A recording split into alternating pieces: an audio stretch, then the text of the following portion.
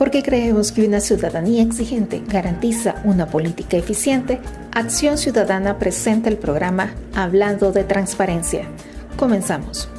Hola, ¿qué tal? Muy buenas tardes a todos y todas. Muchísimas gracias por acompañarnos esta tarde a Hablando de Transparencia, un espacio radial de Acción Ciudadana que tiene todos los jueves de 4 a 5 de la tarde por Punto 105. Les saluda Denise Iliazar y Eduardo Escobar. Así es, y este día pues vamos a continuar conversando acerca de las elecciones. Así es, esta tarde vamos a hablar sobre el panorama de las elecciones 2024. ¿Y nos acompaña? Esta tarde tenemos el honor de recibir al magistrado del Tribunal Supremo Electoral, el doctor Julio Olivo, con quien vamos a conversar sobre el tema de las elecciones. Así es, bienvenido, doctor. No, gracias por invitarme y saludar a la audiencia de esta radio. Y siempre dispuesto a compartir y reflexionar sobre algunos temas electorales. Así es, muchísimas gracias, doctor. Y recuerde que si quiere ser parte de esta conversación, puede seguir las redes sociales de Acción Ciudadana. Nos encuentra en Facebook, Twitter y YouTube como Acción Ciudadana. Así es. Bueno, antes de comenzar la plática con el doctor Olivo, Denise, tenemos un pequeño contexto para que los amigos y amigas que nos escuchan se ubiquen de qué vamos a hablar esta tarde. Así es. En democracia sabemos que el papel de la autoridad electoral es crucial para el respeto de la voluntad popular expresada en las urnas, vigilando la legalidad del proceso y que resulten electos los candidatos y candidatas que obtuvieron el mayor apoyo ciudadano. En este sentido, es importante observar la labor del Tribunal Supremo Electoral de cara a garantizar la legitimidad y transparencia del proceso electoral 2024. Asimismo, una acertada preparación del evento electoral por parte del tribunal puede generar confianza en todos los actores involucrados en la elección. Por eso, este día vamos a conversar sobre el panorama de las elecciones 2024 con el magistrado del Tribunal Supremo Electoral, el doctor Julio Olivo. Así es. Magistrado, para comenzar la plática de esta tarde, a esta fecha, ¿cómo se encuentra el cumplimiento y ejecución del Plan General de Elecciones? ¿Qué etapas se han cerrado ya? ¿Y existe algún retraso en el calendario electoral o todo va marchando adecuadamente? Bueno, lo que pasa es que el Plan General de Elecciones, que nosotros lo elaboramos prácticamente 2 años antes, ¿verdad?, de las elecciones, si usted se recuerda, ha sufrido una serie de cambios. Todo este tema de la distritación o la reducción de municipios ya constituye, por ejemplo, una alteración al mismo plan. Por ejemplo, solo en este tema de la logística electoral, el Tribunal Supremo Electoral ha tenido que crear, por ejemplo, una figura que se llama delegados de distrito, por ejemplo, que son una especie de delegados gen, que nos van a ayudar en el territorio en aquellos que serían 208, 218 municipios que fueron suprimidos. Mi posición siempre fue de que al margen de que la Asamblea Legislativa decidiera reducir municipios, ¿verdad?, y dejar solo 44, la logística electoral que llevamos desde la DOE, por ejemplo, que es desde donde por ejemplo, se hace toda la logística de la elaboración de papeletas, que si ustedes han visto, don Eduardo ha participado ya como observador, y creo que usted también. Ahí montamos una maquila, por ejemplo, enorme, que vigila. La gente puede pensar de que solo es elaborar, son 25 millones más de 25 millones de papeletas. En esta ocasión es una cantidad que ninguna imprenta puede soportar, ni tendría el personal, por ejemplo, para llevarlo a cabo. O sea, es un trabajo muy voluminoso.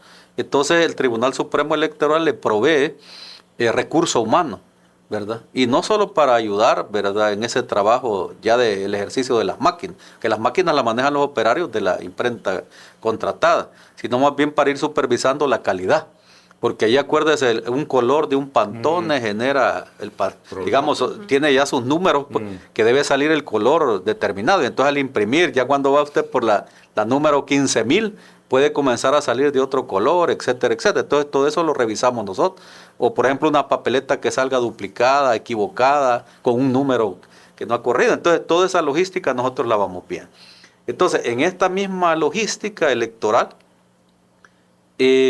allí se arma el paquete electoral.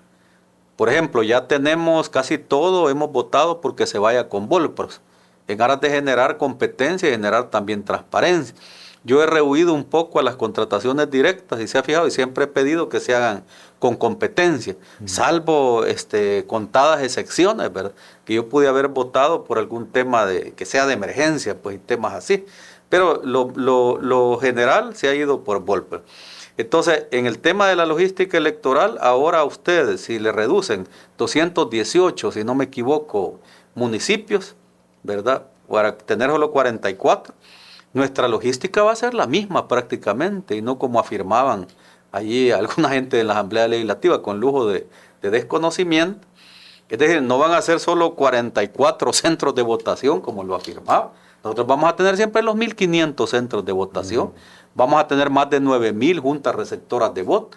Entonces, ¿cómo hace para llegar al territorio, llevar ese paquete electoral que se elabora en la DO? El paquete para información quizás más didáctica de los oyentes, el famoso paquete electoral, que hoy es un poco más grande porque el tamaño de la papeleta cambió, ¿verdad? E incluso con 16 diputados que fueron siempre reducidos grande. También de la plancha nacional, siempre grande, ¿verdad? Siempre grande.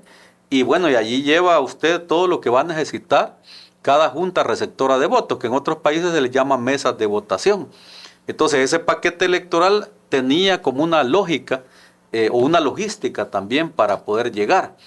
Eso significaba que salía de la DOE en el transporte y llegaba hasta la JEN, que siguen siendo 14, porque los departamentos no lo redujeron, afortunadamente.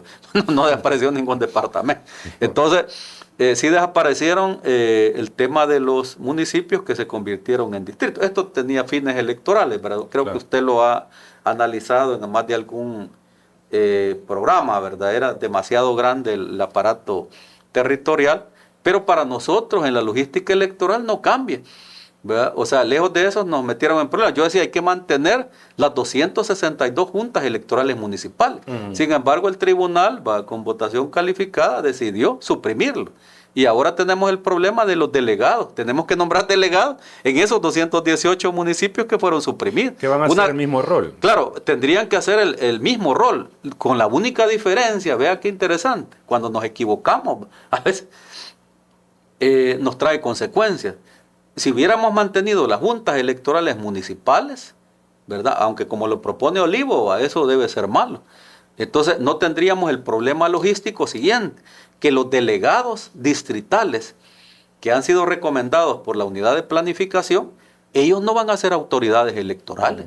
Claro. O son delegados de la JEN, de las 44 JEN. Y algún problema que se produzca, de hecho la JEN tenía funciones en el código electoral y fueron suprimidas. Estos delegados no van a tener las mismas funciones, por ejemplo, realizar un escrutinio. Claro. Así lo dice el código electoral. Como un delegado que va a ser un operativo, un técnico, que va a ayudar a llevar el paquete electoral a esa gente, va a tener esa función. Pero bien, la DOE ya tiene como alguna experiencia. Ahí saludos al ingeniero Gómez y a Edwin Bazán también, y todo el aparato que tenemos ahí logístico, que yo digo que ha sido uno de los programas quizás más exitosos. Y a veces lo que ya no funciona no hay que cambiarlo, no hay que alterarlo. Y ahí hay algo que estaba funcionando y lo estamos alterando con estos delegados. Espero que pueda funcionar, aunque desde ya le digo, no tienen las mismas funciones ni las mismas facultades esos delegados distritales que las que tenían la JEN. La JEN era una junta electoral municipal, que de hecho yo en el libro, ¿verdad?, lo trato como parte de la estructura jurisdiccional del tribunal, que va de la JEN, ¿verdad?, la JED y la JRB. O sea, el eslabón más débil es la junta receptora de votos, pero en medio estaba la junta electoral municipal. Y usted suprime 218, pues algún problema va a haber, porque este era el contacto también con las juntas electorales departamentales. Cada junta municipal va a tener más urnas, más centros de votación a su cargo que antes. Claro, porque solo son 44. Claro. Entonces, pero el tema era cómo llega con los paquetes electorales hasta el territorio, ¿verdad? Porque el otro problema es también si la gente se va a hacer cargo en el territorio, porque los municipios, según me cuentan, ¿verdad?, ahí sigue un cascarón. Ahí están los empleados, ahí está, si el único que se ha suprimido es el alcalde y el síndico y el consejo municipal. Pero allá hay un aparato administrativo que ha quedado en cada municipio. Entonces ellos ayudaban, ¿verdad?, con el tema, si quiere, logístico electoral. Pero bien, ese será un tema que yo esperaría que salgamos bien en ese campo, porque esa logística no nos había fallado. ¿verdad? O sea, que eso se pueda pulimentar porque va a ser la primera experiencia Claro. con delegados distritales, que serían los que van a suplir a las juntas electorales municipales que fueron suprimidas, ¿verdad? Y eso no se visualizó. Mi tesis era que no deberían de suprimirse, porque una cosa es la estructura organizativa que nosotros tengamos como tribunal y otra cosa es los cambios que quiera hacer de última hora, digamos, la Asamblea Legislativa. Y doctor, digamos, este cambio, obviamente, por lo que usted plantea, va a tener algún impacto y esperemos que no lo tenga porque si no se va a complicar el asunto. Sí, se puede complicar algo que no se nos complicaba. Claro. Pero a este momento, doctor, ¿algo más que podamos decir de que está atrasando la ejecución del plan general, que hay algún retraso o todo va en tiempo? Bueno, no, hay siempre retrasos en diferentes programas. Lo que pasa es que yo trato de focalizar cuáles son los programas, si usted quiere, que son la columna vertebral, sí, ¿verdad? Claro. Y por eso le mencioné algo así como que con cuáles programas hay elecciones y con cuáles puede haber, digamos, problemas. O sea, cuáles son aquellos aspectos esenciales que hacen que una elección sea elección y no sea cualquier organización de un concurso, si quiere, de belleza, a propósito de lo que acaba de pasar, ¿verdad? Entonces, esto no es eso. O sea, esa organización no tiene nada que ver con esto, ni de reinas patronales, de las fiestas patronales y todo eso. Si alguien tiene esa experiencia, pues es como muy, muy básica. Entonces, aquí es un aparato sumamente grande. Entonces, hay elecciones, por ejemplo, en El Salvador sin papeletas, ¿va?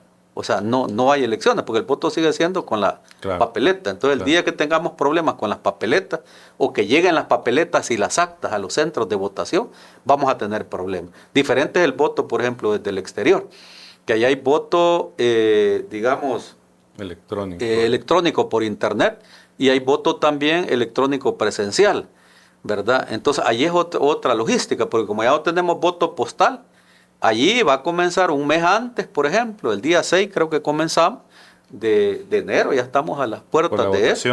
Y allí, por ejemplo, usted no puede preguntarse qué pasa si no hay tinta, por ejemplo.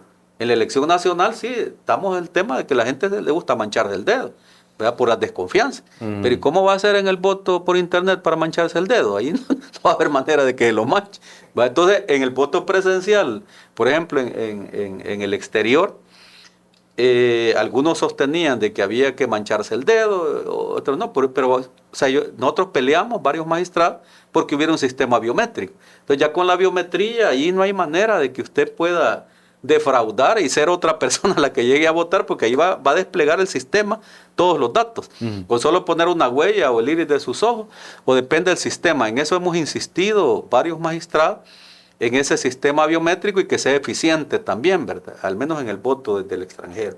Pero volviendo al tema de los programas, de con qué hacemos una elección y con qué no hacemos una elección. Es decir, si no hay papeletas y si no hay paquete electoral, claro, ahí sí puede no haber tinta, pero siempre hay elección. Es decir, nosotros lo que hemos garantizado, y eso cuando a mí me tocó ser presidente, monitoreábamos y habían varios sistemas informáticos que hemos peleado también por eso, que nos garanticen, hasta si quiere con GPS, que los paquetes electorales que van siendo custodiados por la Fiscalía, por la Policía, ese es otro tema, pero que ellos no intervienen, no tocan paquetes, ni los militares tocan, no transportamos en camiones militares, por ejemplo, los paquetes electorales, pero pueden ellos dar una seguridad periférica, digamos así, pero no intervenir, sino que fue la Policía Nacional Civil.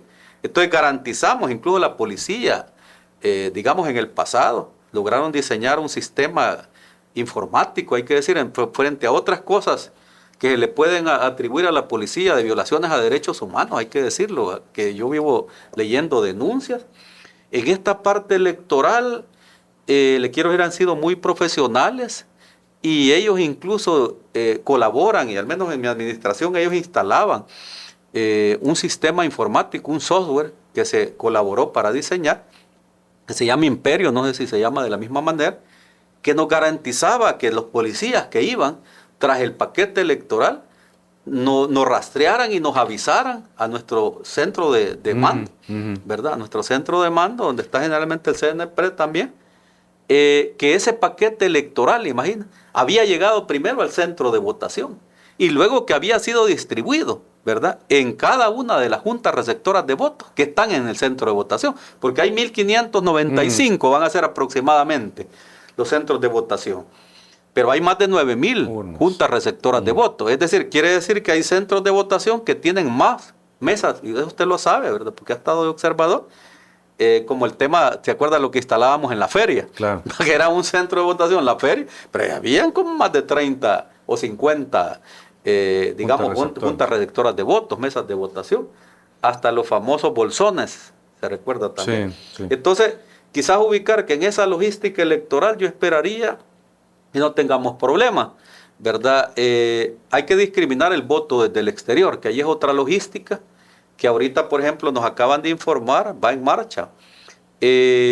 Algo por lo cual nosotros estábamos presionando también a la empresa que se ha contratado, que definiera los locales que van a servir como centros de votación en el extranjero. Entonces todavía hacen falta algunos locales, pero ya el 60% o más del 50% de locales están definidos. Y eso es importante porque también las entidades, por ejemplo, que van a visitar como Junta de Vigilancia Electoral, pueden saber exactamente dónde va a estar ubicado, y también los mismos salvadoreños en el extranjero, a quienes se les ha ido afirmando sus derechos, ¿verdad?, a ejercer el sufragio, ¿verdad?, paulatinamente, digamos, porque nosotros, al menos a mí me tocó administrar esta elección, la 2019, ¿verdad?, del actual mandatario, en donde sí había voto desde el exterior, pero era voto postal. Y también con las limitaciones de que había un padrón electoral, pero eso le daba seguridad o certeza jurídica. Hoy por primera vez en la historia la ley se negó a hablar de padrón electoral.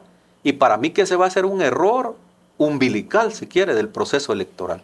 El no tener padrón electoral, porque esa fue una conquista de los acuerdos de paz. Entonces usted no le puede entregar a los partidos políticos, que dicho sea de paso en el exterior no tienen derecho de vigilancia, y algunos magistrados confunden lo que es el papel de la Junta de Vigilancia Electoral con la vigilancia de los partidos políticos, que son cosas totalmente distintas, ¿verdad? Entonces, sí, la Junta de Vigilancia va a poder vigilar, pero ¿cómo se distribuye en 81 centros de votación alrededor del mundo? Si ellos solo son 13 titulares, por ejemplo, y 3 suplentes, y no tienen un aparato logístico, ¿verdad?, que se pueda desplegar, ¿verdad?, en el mundo. Ok. Vamos a hacer una pequeña pausa musical, pero ya regresamos. Bueno, y seguimos hablando de transparencia, un programa de acción ciudadana para informar a la ciudadanía sobre el proceso electoral. Esta tarde estamos hablando sobre el panorama de las elecciones 2024 y tenemos como invitado al doctor Julio Olivo, magistrado del Tribunal Supremo Electoral. Denise. Así es. Doctor, sabemos que también uno de los procesos importantes de las elecciones es la inscripción de las candidaturas. Tal vez nos puede comentar cómo va ahorita el proceso de inscripción. Pues entiendo que todos los diferentes partidos políticos han llegado a inscribir, por ejemplo, los primeros candidaturas presidenciales, la presidencia y la vicepresidencia. Algunas se presentaron bastantes recursos, como la del actual mandatario. 8 recursos, que no sé, yo ahí no participo, creo que se declararon improcedentes, no sé. También hay otras candidaturas, por ejemplo, como la de Arena, que también tuvo algunos temas. Y pero más que todo hemos tenido problemas, y allí sí se hizo un llamado al tribunal, en el sentido que hay instituciones que no han marchado, y eso fue debido a la ausencia de convenios que se han firmado, algunos de manera tardía, pues, ¿verdad? Yo dije, ya no tiene sentido. Por ejemplo, la Corte de Cuentas se ha tardado en extender los finiquitos, ¿verdad? No sé si la sección de probidad, y no manejo, porque algunos se los han dado, entiendo yo que los funcionarios de gobierno lo han tenido, digamos, un poco más fácil, ¿verdad? Y alguna gente de la oposición no, ¿verdad? Y lo han reclamado al Tribunal Supremo Electoral. Yo he visto los reclamos, no me los estoy inventando yo. De allí, por ejemplo, hay consejos municipales también, alcaldías. No sé si por este reordenamiento territorial, que alguien pudo haber llegado a donde le correspondía y lo mandan a no sé qué, al norte, al sur, al este, al oeste. Entonces, eso pudo haber dado problemas. Y entonces allí sí algunos consejos municipales, que acuérdense que los inscribe la JED, ¿verdad? Han tenido algunos detalles porque la gente ha reclamado. Pero todavía yo no, porque como siempre pienso que usted me va a preguntar sobre el tema del financiamiento. Siempre lo relaciona Eduardo con estos temas de financiamiento de los partidos. Otro tema de transparencia. No le puedo dar un dato, digamos, concreto, porque lo hubiera podido pedir a la jurisdiccional cuántas candidaturas han sido inscritas. Nada menos yo ayer estaba firmando todavía resoluciones, pero de inscripción de planillas de diputados. Pero ya cerró el plazo, ¿verdad, doctor? De presentación, de inscripción de candidatura. Todas ya cerraron, ¿verdad? Sí, bueno, no sé si la de Consejo Municipal habría todavía que ver el calendario, está, porque acuérdese que el Consejo va para la elección siguiente. En febrero. Entonces, no sé, pero sí se están inscribiendo consejos municipales. Tampoco manejo ese dato, tendría que ver el calendario, pero eso lo podemos hacer en un momento. De allí, entonces, lo que le quiero es que la marcha, todo eso va, salvo los temas esos de algunos retrasos de algunos partidos en cuanto a la presentación de planillas, debido generalmente a constancias que no han sido extendidas, ya sea por las alcaldías, ¿verdad? Ya sea por corte de cuentas o ya sea por probidad. Doctor, perdone, hay un reclamo que he escuchado de partidos políticos que el tribunal no les ha extendido la certificación de resultados para solicitar la deuda política. No sé si usted está enterado de esa situación. No he visto, digamos, ningún escrito, al menos no lo han llevado al tribunal. Recuérdese que tiene que ser elevado por la Secretaría o por la unidad jurisdiccional. Sí he escuchado las noticias y ya sería como por segunda vez, ¿verdad? Si no se les da el financiamiento, yo he escuchado algunos partidos políticos que dicen que se van a retirar, por ejemplo, de la contienda. La verdad es que eso es un derecho constitucional, está en el 210, si no me equivoco, de la Constitución de la República, el derecho a recibir una deuda política, porque eso le genera lo que sería la equidad, un poco de equidad en materia electoral. No es posible que alguien pueda tener todo el dinero para hacer su campaña, ¿ya? Y hacer grandes eventos, si usted quiere, para promoverse, y otros partidos políticos no les dejen absolutamente nada para poder hacer al menos una mínima campaña, porque eso ya atentaría contra las reglas del mismo proceso electoral. De igual manera, el tema de la propaganda electoral, no me ha preguntado, que allí prácticamente el Tribunal Supremo Electoral ha estado ausente. Yo he denunciado ese tema y lo he colocado en agenda y los magistrados saben y siempre discutimos sobre ese tema, ¿verdad? Fuertemente, sobre todo porque hay un informe que a mí me llamó la atención de la Unión Europea, que yo, mi respeto, porque no les tenía como mucha confianza, porque en otros temas habían mandado delegaciones de 28, por ejemplo, países, pero que los informes habían sido así como muy básicos, muy formales. Pero el último informe que tuvimos en realidad en el 2021, o sea, hay un apartado, o sea, muy fuerte, yo lo consideré muy fuerte, de prácticamente criticar a la autoridad electoral, casi acusarla de omisión, ¿verdad? O sea, por haber permitido, por ejemplo, en primer lugar, que no se juzgó a nadie ni se condenó a nadie, ¿va? Ni se sancionó ni se evitó la propaganda electoral. Entonces yo señalé eso en una primera propuesta que hice, porque he hecho no menos de más de una decena, por ejemplo, de propuestas y de colocar en agenda el tema, ¿verdad? Y yo he señalado incluso hasta la actitud de magistrados que dicen que no quieren meterse en problemas con el gobierno, pero luego dicen que no hay miedo.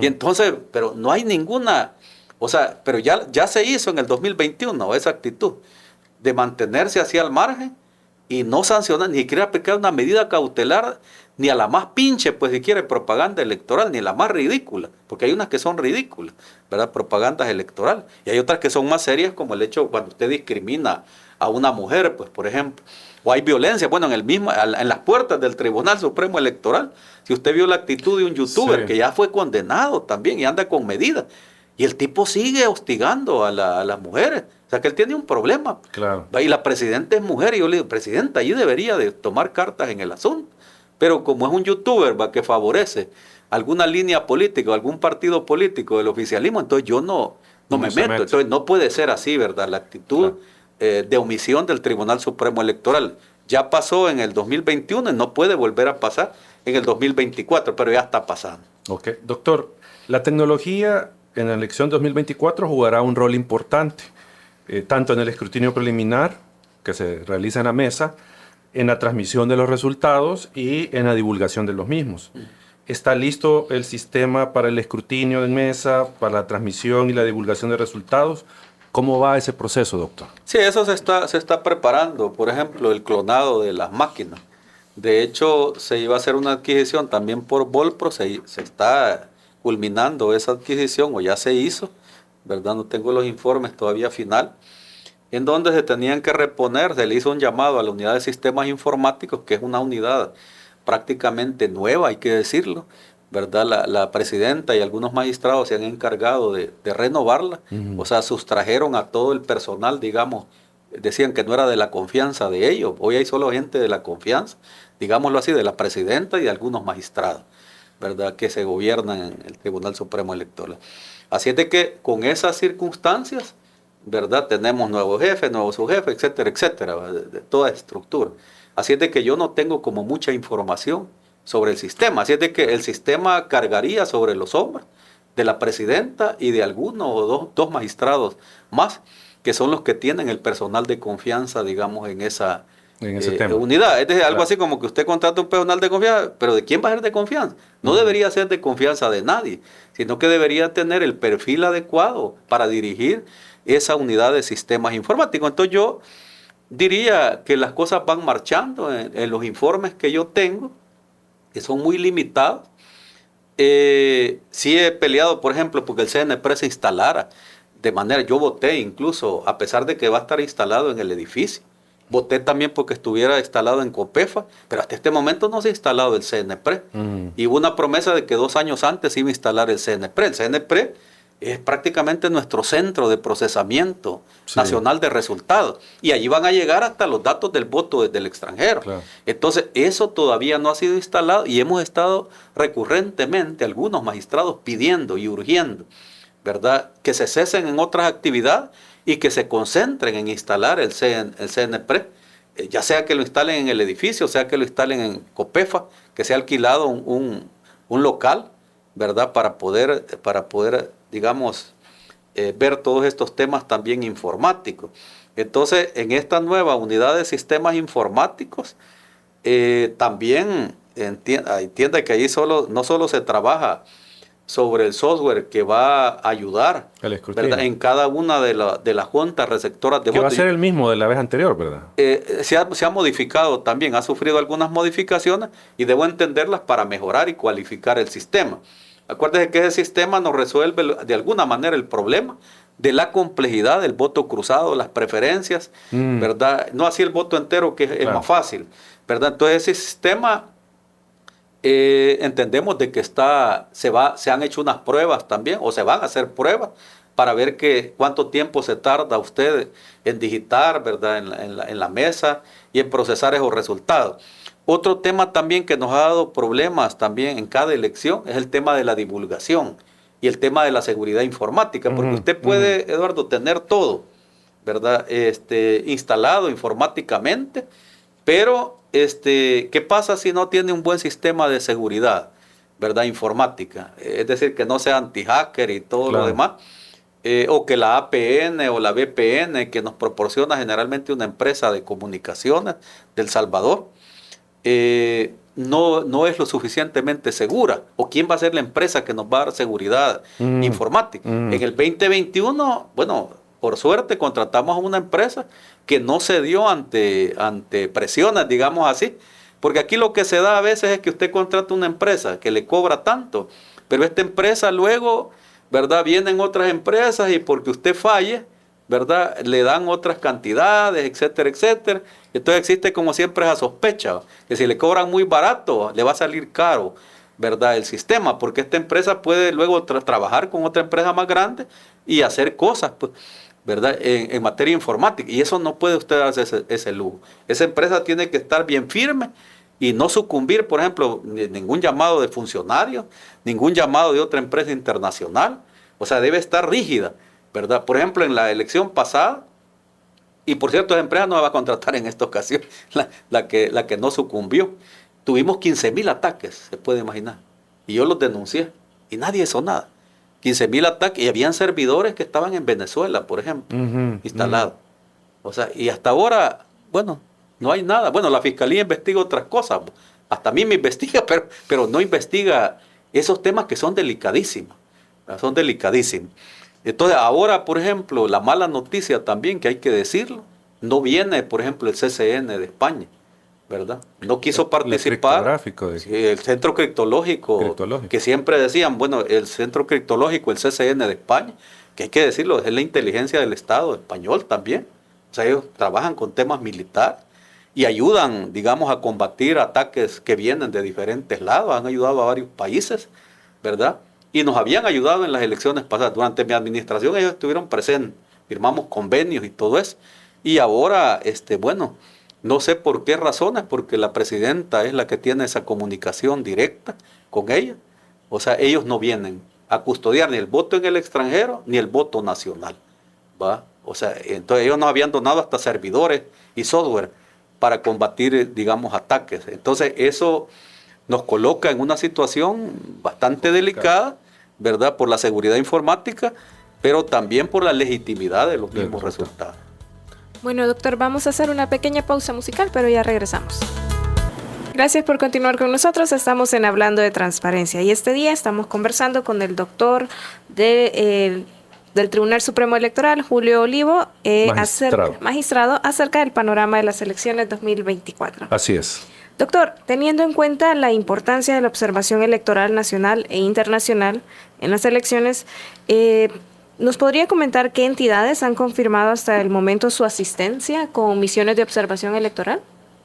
Bueno, creo que la más importante, que tuvimos la visita de alguna gente que ya ha participado en elecciones anteriores, es la de la OEA, ¿verdad? La OEA estará integrando una misión de observación, ¿verdad?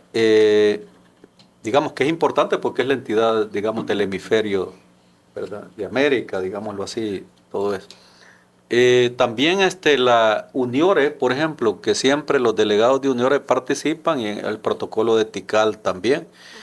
El CELA también, ¿verdad?, la Comisión de Expertos Latinoamericanos. De allí, acuérdese que siempre se invitan también de tribunales electorales. Eso todavía no lo podemos tener como confirmado, igual que algunas entidades, porque se tienen que girar las cartas de invitación. Recuérdese que la votación que comienza con el voto en el extranjero, esta cosa de que van a votar 30 días antes, eso es solo para el voto por internet de los salvadoreños en el extranjero. Menos mal los salvadoreños a nivel nacional no se les permite que voten 30 días antes, y tenemos voto anticipado. Ni voto en las prisiones, ni voto en los hospitales, etcétera, etcétera. Entonces eso nos da una ventaja en relación a otros países. Así es de que eso sería cuanto a las misiones de observación, se están invitando.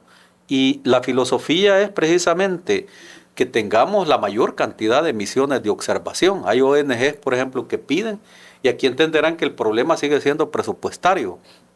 Si usted tiene ya un monto para presupuesto, que además fue reducido, se acuerda, como en alrededor de 10 millones de dólares, en un momento dado eso dio de qué hablar, a lo mejor tengamos que reducir algunos temas de este tipo, ¿verdad? Pero bien, la misión de observación, el otro tema es que está concentrada en la elección nacional.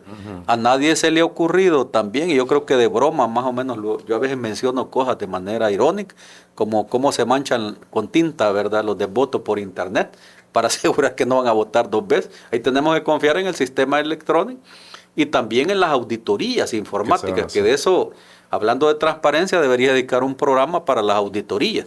¿Cuál es la confianza? Porque los sistemas, acuérdese, de voto electrónico por internet, que hubiese sido suficiente para El Salvador, como lo hacen otros países, está mezclado con un voto presencial también, con pasaporte, ¿verdad?, con otro documento distinto y con otro registro distinto. ¿Y en los centros de votación presenciales allá en Estados Unidos va a haber observación electoral?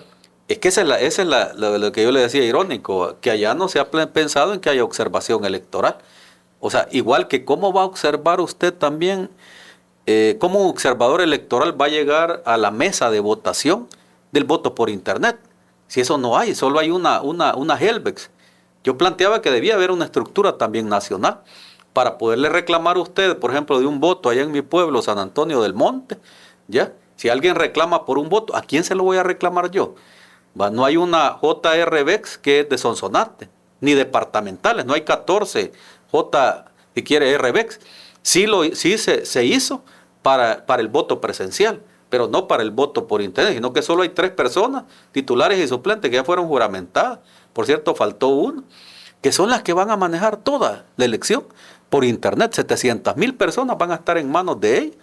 ¿Y quién reclama en ese tema? Etcétera, etcétera. Entonces, la única confianza que usted va a tener es de la auditoría, de la empresa que va a auditar a la otra empresa, que haga bien las cosas, pero de manera preventiva, porque ya cuando pasaron no va a estar diciendo, mire, esta hizo mal esto, hizo mal lo otro. Es más fácil criticar cuando ya has terminado la elección los errores que comete. La idea sería una especie de profilaxis, ¿ya? O sea, algo previo que nos digan los errores que se pueden... Pero va a haber auditoría en caliente, como le dicen, en el día de la elección. Claro, tiene que haber antes, no, pero lo importante es que sea también preventivo. Claro, para no corregir o que nos digan ellos, por ejemplo, qué problema. Por ejemplo, ahorita la empresa de auditoría, al menos a mí me ha dado una buena señal, porque yo voté por ella, no así por la otra empresa, por el tema de la competencia.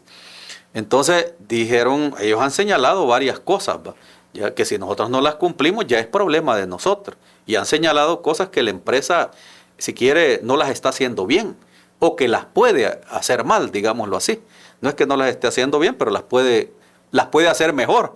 Y para el Tribunal Supremo Electoral debería de irse por las opciones mejores, no temas así de parcheo y cosas así. O sea que ahí no puede usted cometer mayores errores. Por ejemplo, en la biometría, ¿verdad? En la biometría, o al menos yo he hecho señalamientos concretos, que debe ser un sistema de avanzada.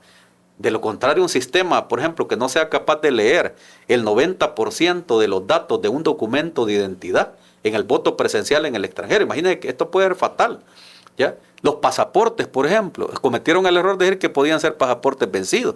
Entonces, un pasaporte vencido tal vez no tenga la nitidez que puede tener un pasaporte que sea vigente. O que alguien con una tasa ponga y valide la biometría de alguien, no sé. Sí, no, pero eso en el voto presencial va a ser más difícil, porque ahí va a estar la autoridad electoral. Claro. En internet, ahí va a ser un poco más complicado, porque también, por ejemplo, si el sistema no lo deja pasar, en esa discusión estamos. Yo les propuse, o sea, ¿quién va a tomar esa decisión? Entonces tiene que nombrar como además de la JRVEX que tienen, que solo son 3 personas, como le digo, titulares y suplentes, en quien va a estar confiado esos 700,000 posibles electores.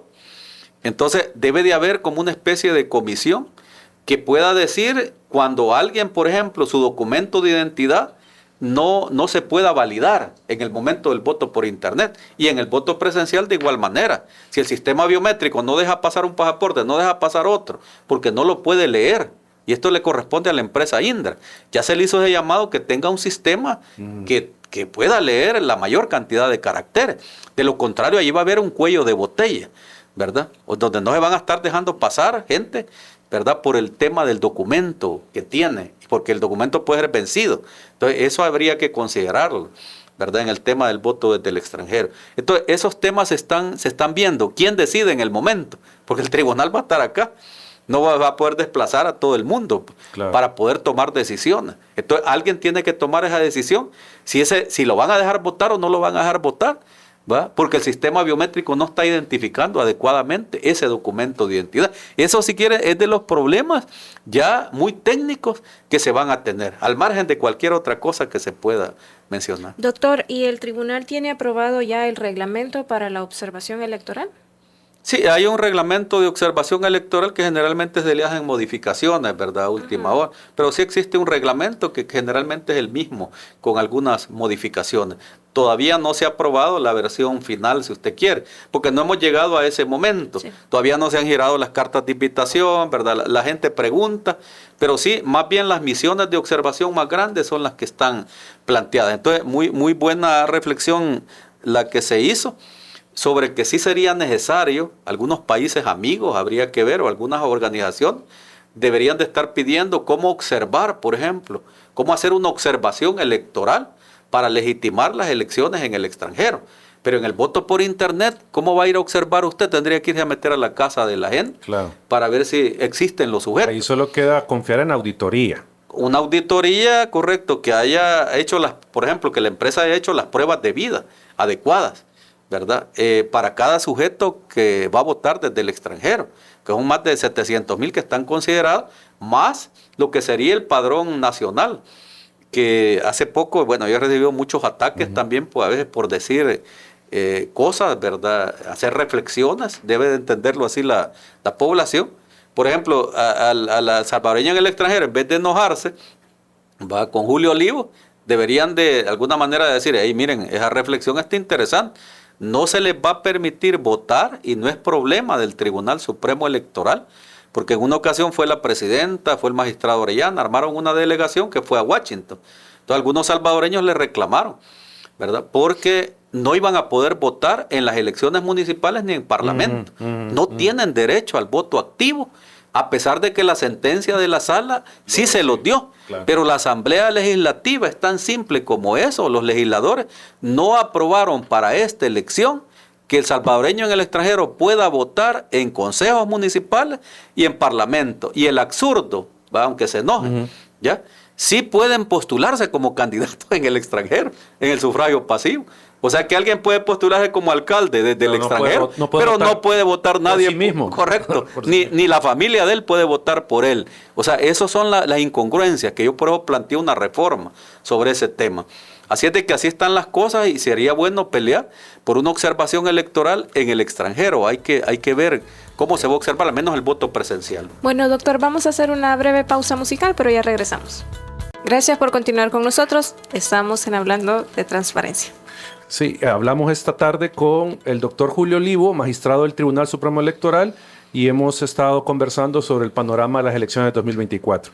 Doctor, ya en el último bloque para cerrar la conversación, que ha estado muy interesante porque nos ha dado algunos datos relevantes, quisiéramos consultarle cómo está el tema de la fiscalización de los partidos políticos, porque vemos que es un tema relevante, un tema que está ahí, porque hablamos de el dinero con los que los partidos hacen campaña, con lo que pagan la publicidad y todas sus actividades.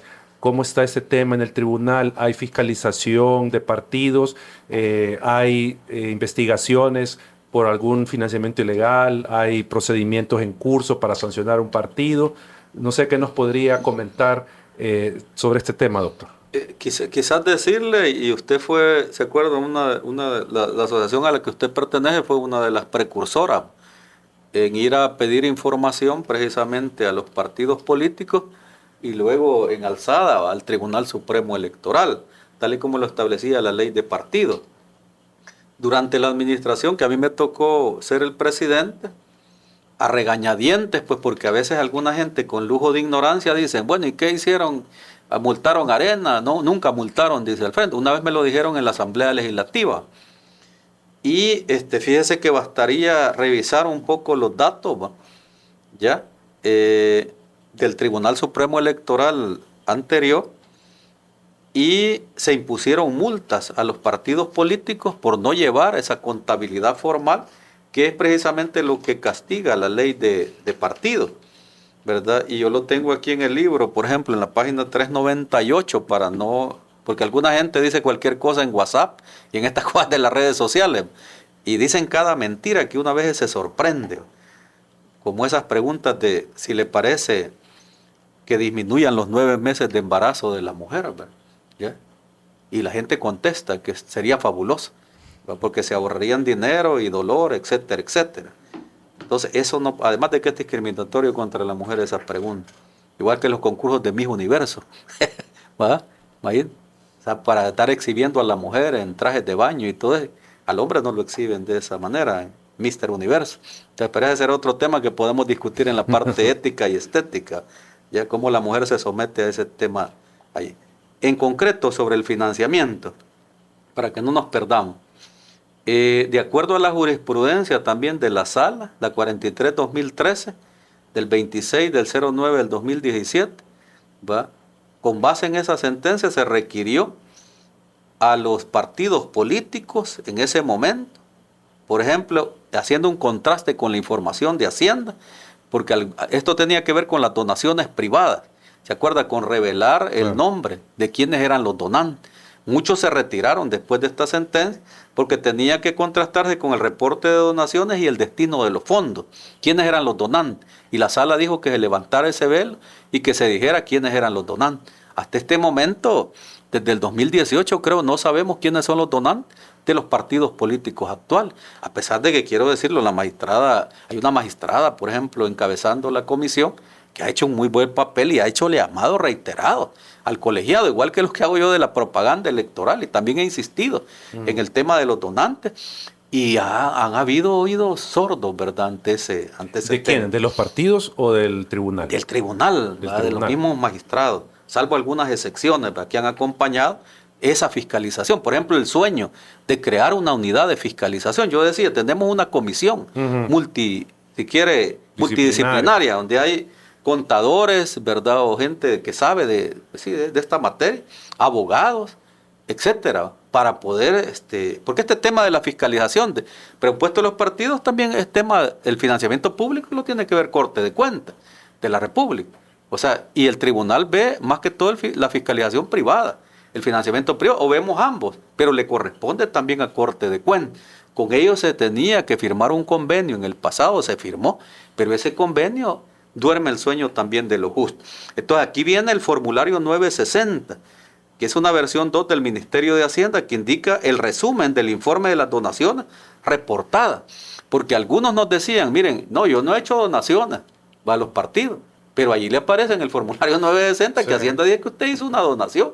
Y como por exonerarse de impuestos, las donaciones le pueden a usted ahorrar impuestos, entonces cualquiera que dona presenta a Hacienda, pero no lo estaba presentando al tribunal. Nosotros llevábamos toda esta fiscalización y no sigo. Multamos por no llevar la contabilidad formal de acuerdo al 71, letra A de la ley de partidos políticos. Imagínense, la multa menor era de 3.636 y una mayor de 33.598, aplicando criterios de dosimetría sancionadora. La suma total de las multas impuestas, imagínense, para aquellos ignorantes que a veces señalan que nunca se multaron, a pesar del enojo, porque uno tiene que ser allí, demostrar que es un juez electoral, ¿verdad? Se enoje quien se enoje. Ascendió a la cantidad de $96.348.60.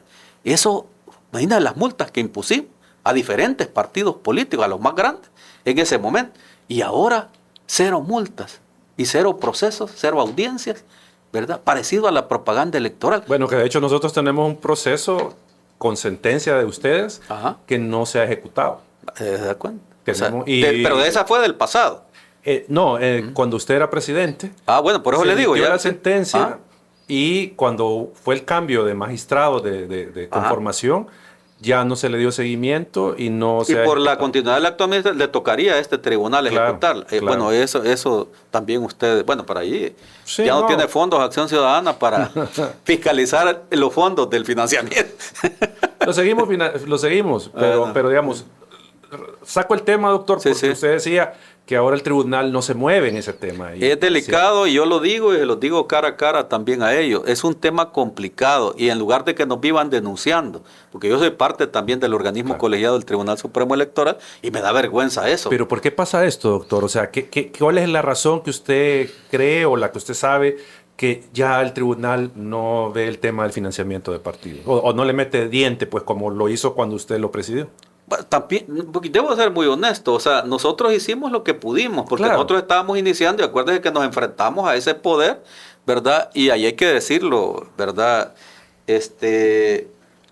Hubieron reuniones, reuníamos a los partidos, había una unidad que se llamaba de fortalecimiento de instituciones democráticas, que esa ha sido desmantelada también en el tribunal, ya no hay una relación, digamos, con los partidos políticos.